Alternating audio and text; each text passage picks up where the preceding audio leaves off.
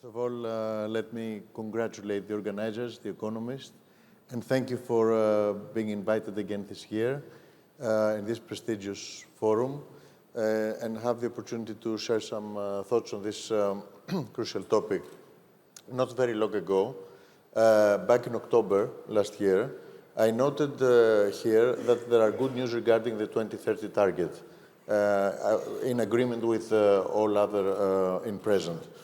The good news continue. The figures confirm our country's steady commitment for a gradual zero-emission economy.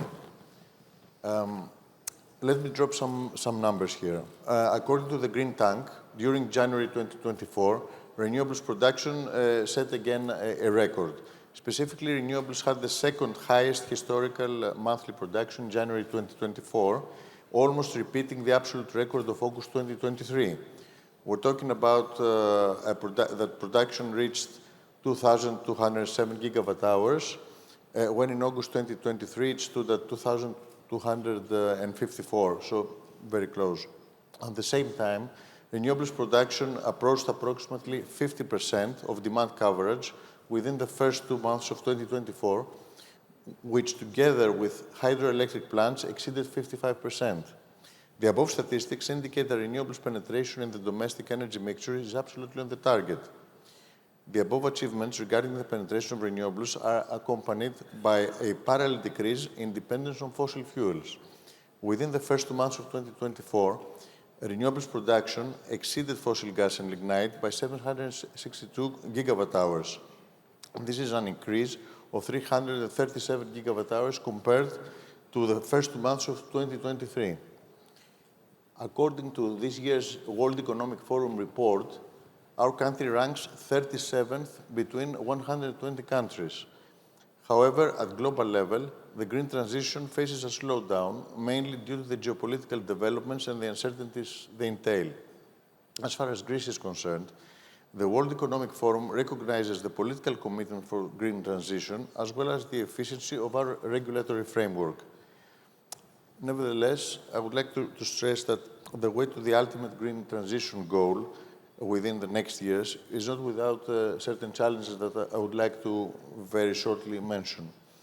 First, it's the matter of curtailments. This has been mentioned in the previous panel as well. And recalling my presence here back in October, I tried to highlight also the importance of energy infrastructure adequacy.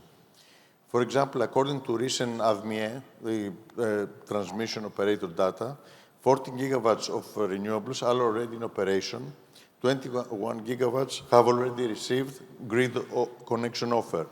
So, by a rough estimation, excuse me, until 2030, the installed capacity will have exceeded 35 gigawatts, which further translates into an approximately production capacity between 65 and 70 terawatt hours.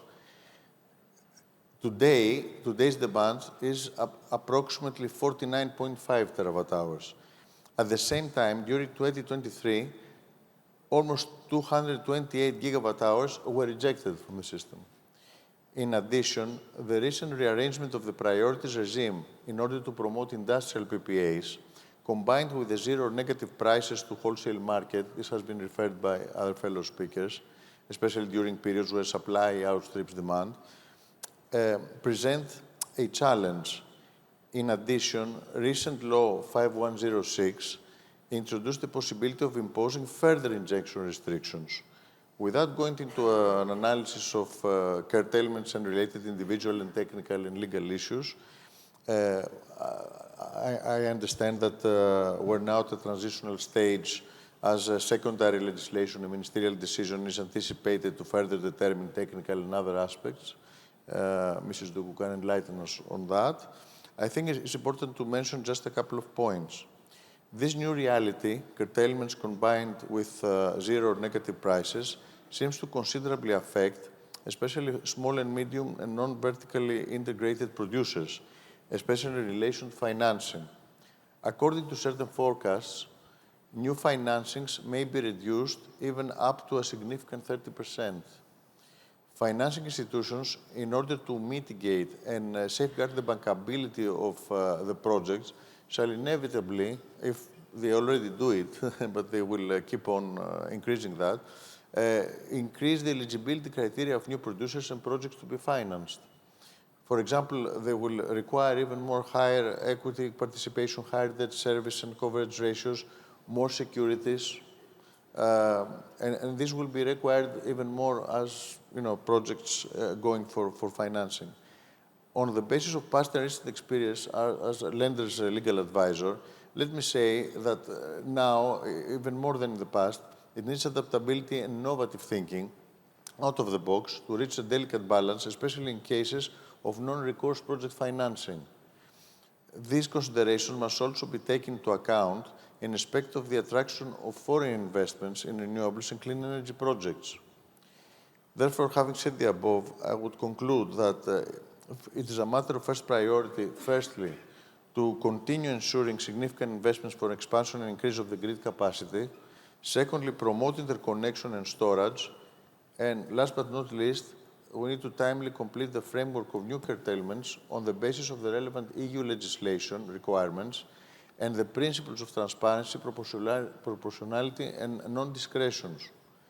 Thank you very much for your attention.